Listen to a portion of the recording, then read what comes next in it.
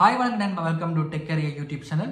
So, நாங்க இந்த வீடியோல என்னத்தை பத்தி பார்க்க போறோம்னா Docker என்ன Docker வந்து எப்படி ரன் பண்றது அதே நேரம் வந்து ஒரு எக்ஸாம்பிளோட எப்படி Docker ரன் பண்ணி டெஸ்ட் பண்றேன்னு சொல்லி பார்த்துடலாம். சோ வாங்க வீடியோக்கு போலாம். இப்போ பாத்தீங்கன்னா நாங்க வந்து 6 செக்மெண்டா பிரிச்சு நாங்க வந்து Docker என்ன அதோட வொர்க் ஃப்ளோ வந்து பாப்போம். ஓகே. ஃபர்ஸ்டா பாத்தீங்கன்னா Docker கான்செப்ட்டுக்கு வருவோம். Docker கான்செப்ட் வந்து உங்களுக்கு வந்து டைரக்டா சொன்னா மேபி விளங்க கஷ்டமா இருக்கலாம். சோ அதால நான் ஒரு எக்ஸாம்பிளோட சொல்றேன். நீங்க வந்து ஒரு இன்ஸ்டிடியூஷனோ இல்லாட்டி ஒரு யூனிவர்சிட்டிலயோ வந்து படிக்கிறேன்னு சொல்லி வச்சுக்கொள்வோம். சோ அதுல வந்து உங்களுக்கு ஒரு அசைன்மெண்ட் ஒன்று வருது, ஒரு சாஃப்ட்வேர் அப்ளிகேஷன் ஒன்று செய்து சப்மிட் பண்ண சொல்லி. சோ நீங்க வந்து அந்த அப்ளிகேஷனை வந்து டெவலப் பண்ணி நீங்க வந்து சப்மிட் பண்ணுவீங்க. சோ இப்போ பாத்தீங்கன்னா லெக்சர் வந்து அதுக்கு மார்க்ஸ் போடணும். அதனால லெக்சர் வந்து அந்த நீங்க சப்மிட் பண்ண அப்ளிகேஷனை வந்து ஓபன் பண்ணி ரன் பண்ணி பார்ப்பேன். அதுல பாத்தீங்கன்னா அவர் வந்து ஃபர்ஸ்டா வந்து அதுக்கு என்வாயன்மெண்ட்டை செட்டப் பண்ணி, அதாவது OS ஒன்று செட்டப் பண்ணி, டிபெண்டன்சி இன்ஸ்டால் பண்ணி, பேக்ரவுண்ட் ஒர்க்கர்ஸ் எல்லாம் இன்ஸ்டால் பண்ணி, ஸோ எல்லாத்தையும் பாத்தீங்கன்னா ஒரு செட்டப் பண்ணி அந்த அப்ளிகேஷனை ரன் பண்றாரு. ஸோ இதுல பாத்தீங்கன்னா பெரிய ப்ரொசீஜர் இருக்குது. ஸோ இந்த பெரிய ப்ரொசீஜரை வந்து நாங்க சிம்பிளா செய்யணும்டா அங்கதான் பாத்தீங்கன்னா Docker என்ற கான்செப்ட் வருது.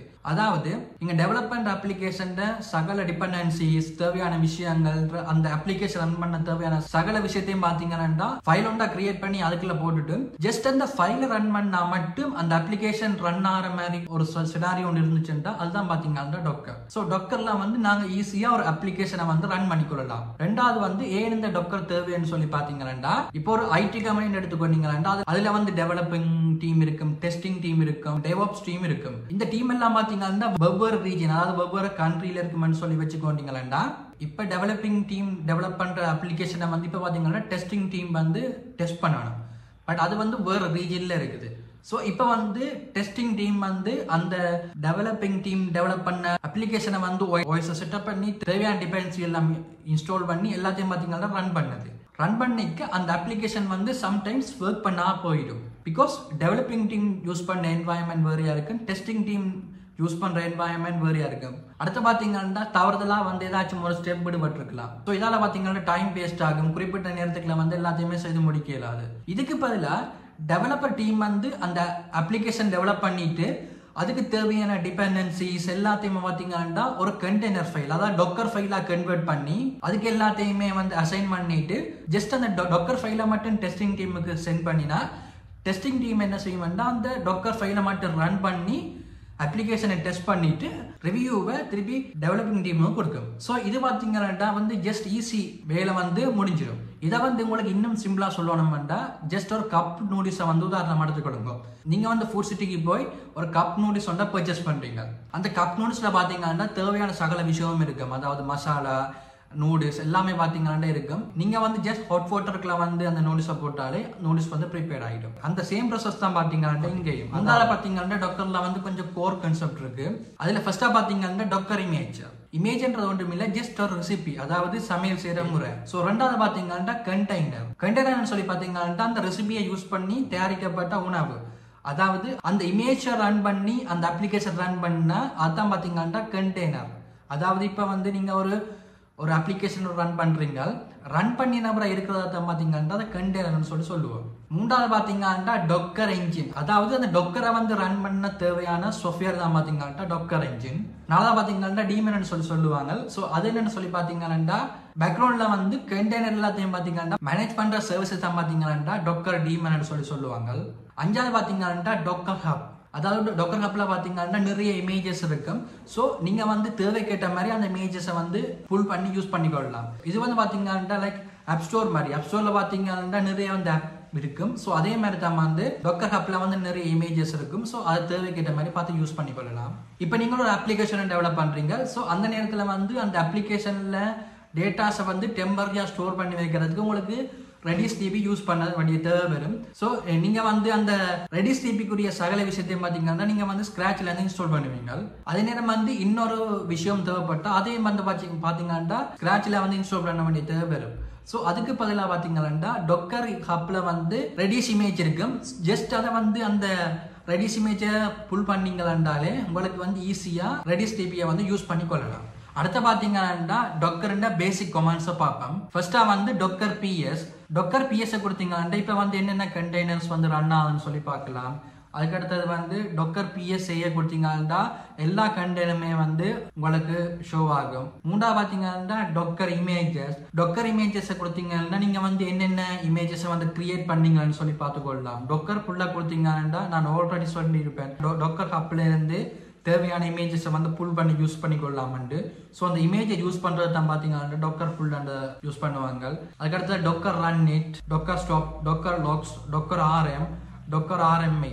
ஸோ இதான் பார்த்தீங்கன்னா டொக்கர்ட பேசிக் கமாண்ட்ஸ். மிச்சம் பார்த்தீங்கன்னா டொக்கர்ட ஒஃபிஷியல் டாக்குமெண்டேஷன்ல பார்த்தீங்கன்னா எல்லா டொக்கர் கமாண்ட்ஸும் இருக்கும். ஸோ உங்களுக்கு அது என்னென்ன தேவையோ நீங்கள் அதை பார்த்து தெரிஞ்சு கொள்ளலாம். ஸோ இப்போ பார்த்தீங்கன்னா நாங்கள் வந்து டொக்கர் எப்படி டவுன்லோட் பண்ணுறோன்னு சொல்லி பார்ப்போம். ஃபர்ஸ்ட் உங்களோட ப்ரௌசர் ஓப்பன் பண்ணி நீங்கள் வந்து என்ன சிஸ்டம் யூஸ் பண்ணுங்க, அதாவது என்ன ஓஎஸ் யூஸ் பண்ணுறீங்களோ அதுக்கேற்ற மாதிரி டவுன்லோட் பண்ணிக்கொள்ளுங்க. நான் பார்த்தீங்கன்னா மேக் யூஸ் பண்ணுறேன். ஸோ அதாவது டொக்கர் இன்ஸ்டால் மேக்னு சொல்லி கொடுத்தேன்னா அவங்க ஒஃபிஷியல் டாக்குமெண்டேஷனில் வரும்.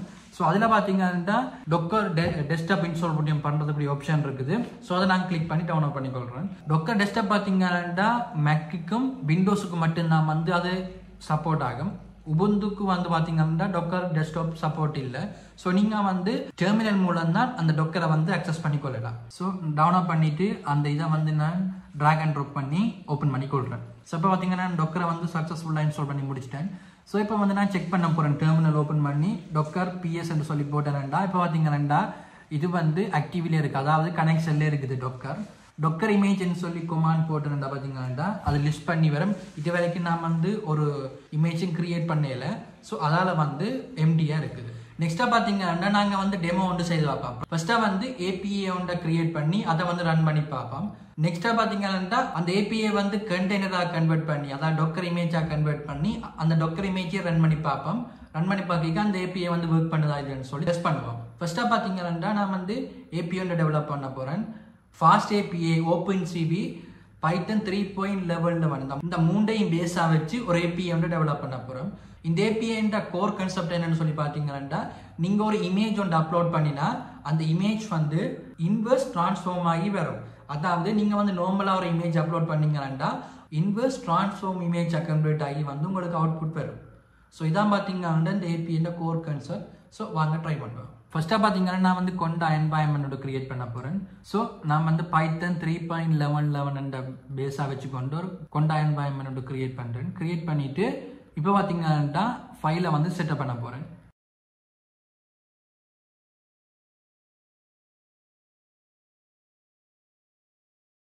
ஃபைலெல்லாம் செட்டப் பண்ணி முடிய நெக்ஸ்ட் ஸ்டேஜாக பார்த்தீங்கன்னா நாங்கள் வந்து கோட் எழுத ஸ்டார்ட் பண்ணுவோம்.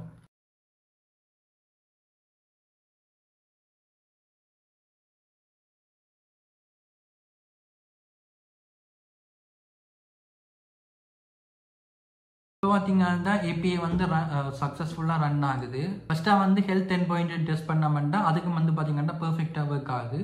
ஸோ இப்போ வந்து நான் கூகுளில் வந்து ஒரு இமேஜ் ஒன்று எடுத்துக்கொள்கிறேன்.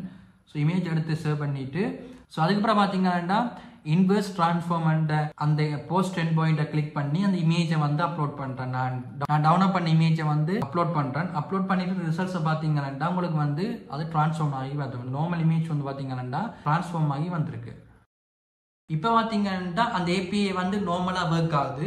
ஸோ நெக்ஸ்ட் ஸ்டெப் என்ன செய்ய போகிறோம்னா டொக்கர் இமேஜாக கன்வெர்ட் பண்ணி ரன் பண்ணி பார்க்க போகிறோம். ஸோ இப்போ பார்த்தீங்கன்னா கண்டெய்னர் அண்ட் ஃபைல் ஒன்றை கிரியேட் பண்ணுறேன். எதுக்குன்னா கண்டெய்னர் அண்ட் சொல்லி ஃபைல் போடுறான்டா யூஸ்வலாக பார்த்தீங்கன்னா டொக்கர் ஃபைல்னு சொல்லி தான் கிரியேட் பண்ணுவாங்க. பட் நானே நினைச்ச கண்டெய்னர் ஃபைல்னு சொல்லி கிரியேட் பண்ணுறேன்டா டொக்கர் ஃபைல்னு கிரியேட் பண்ணீங்கன்னா நீங்கள் வந்து ஜஸ்ட் டொக்கரை மட்டும்தான் வந்து ரன் பண்ணலாம். நீங்கள் வந்து அதர் டூல் உதாரணமாக பொட்மன் அதில் வந்து பார்த்தீங்கன்னா அந்த கண்டெய்னர் ரன் பண்ணிடலாது.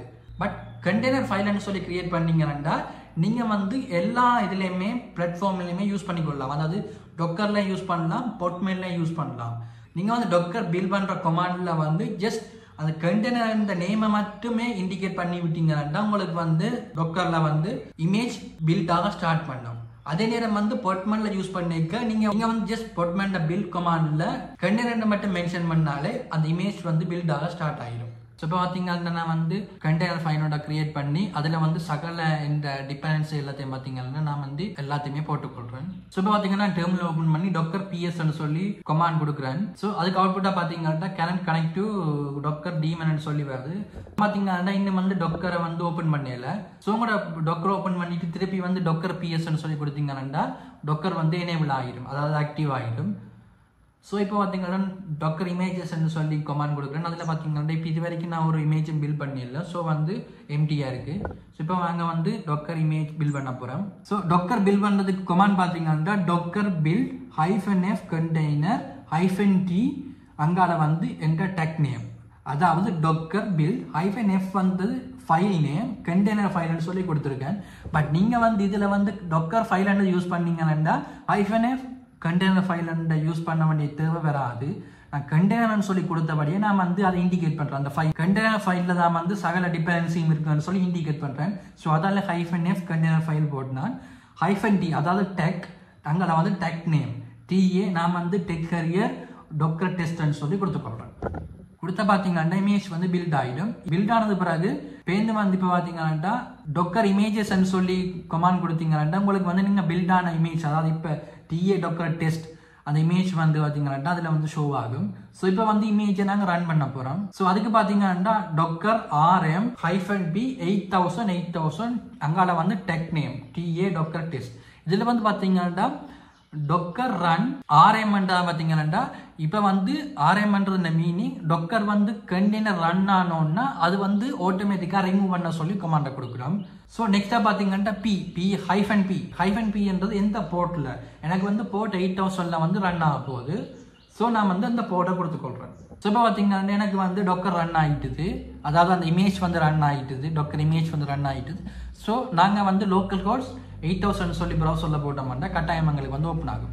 ஸோ இப்போ வந்து நாங்கள் ப்ரௌசரில் லோக்கல் ஹோஸ்ட் அந்த போர்ட் நம்பரை போடுறோம், அதாவது 8000 அதை கொடுத்த மாட்டோம். இப்போ பார்த்தீங்கன்னா உங்களுக்கு ஃபாஸ்ட் API வந்து நாங்கள் பில்ட் பண்ண API வந்து ரன் ஆகுது.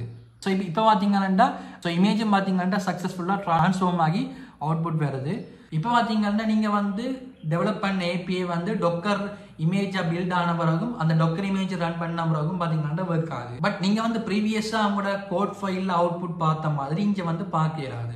பிகாஸ் அது வந்து பார்த்தீங்கன்னா கண்டெய்னரில் ரன் ஆகுது. ஸோ நீங்கள் வந்து அந்த அவுட்புட் இமேஜை பார்க்கணுமெண்டா ஸோ நீங்கள் வந்து சின்ன வேலை செய்யணும். அதாவது நீங்கள் வந்து கண்டெய்னரில் உள்ள, அதாவது டாக்கர் கண்டெய்னரில் உள்ள அவுட்புட் இமேஜை உங்களோட சிஸ்டத்துக்கு, அதாவது உங்களோட ஹோஸ்ட் மிஷினுக்கு வந்து காப்பி பண்ணணும். அதாவது கண்டெய்னர் ஃபைலில் உள்ள அவுட்புட் ஃபைலில் வந்து அவுட்புட் இமேஜை லோக்கலி, அதாவது உங்களோட ஹோஸ்ட் மிஷினுக்கு வந்து நீங்கள் என்ன சொல்லணும்னா இங்கே இருந்து காப்பி பண்ணி போடணும். ஸோ தான் பார்த்தீங்கன்னா உங்களால் வந்து பார்த்துக்கொள்ளலாம். ஸோ அதுக்கு வந்து நீங்கள் 2 லைன் கொமாண்டால ஈஸியாக வந்து செய்யலாம். ஸோ இதில் பார்த்தீங்கன்னா நான் வந்து இதில் டாக்கர் கண்டெய்னரில் உள்ள ஃபைல் பாத்தில் இருந்து ஸ்லாஷ் போட்டு எங்கட ஹோஸ்ட் மிஷினுக்கு எடுக்கிறோம். அந்த கமாண்ட்ல பாத்தீங்கன்னா நம்ம வந்து கோட் அண்ட் ஒரு இதெல்லாம் இருக்குது. அதாவது உங்களோட டாக்கர் ஃபைல்ல பாத்தீங்கன்னா அந்த ஒர்க்கிங் டைரக்டரி கோட் சொல்லி மென்ஷன் பண்ணியிருப்பார்.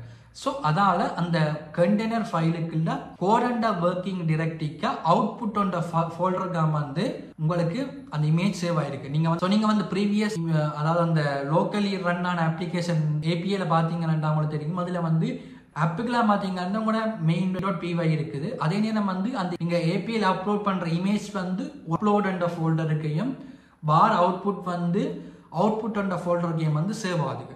ஸோ சேமாக தான் பார்த்தீங்கன்னா நான் கண்டெய்னர் ஃபைல்லே மென்ஷன் பண்ணிட்டேன். பட் கண்டெய்னர் ஃபைலில் பார்த்தீங்கன்னா கண்டெய்னரை கிரியேட் பண்ணிக்க நான் வந்து ஒர்க்கிங் டைரக்டரி கோடுன்னு சொல்லி போட்டினேன்.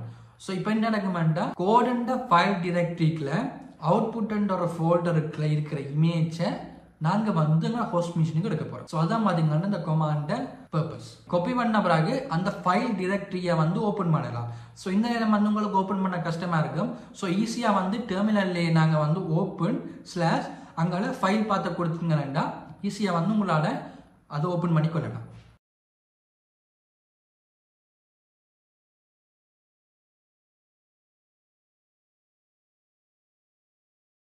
இவ்வளோ பார்த்தீங்கன்னா டாக்கர் அண்ட் கன்செப்ட். ஸோ இப்போ உங்களுக்கு ஒரு ஐடியா வந்திருக்கு நம்புறேன். டாக்கர் அண்ட் என்ன, டாக்கரை வந்து எப்படி ரன் பண்ணுறது, அது இந்த ப்ராக்டிக்கல் டெமோவில் உங்களுக்கு விளங்கி இருக்குமென்னு சொல்லி நம்புறேன்.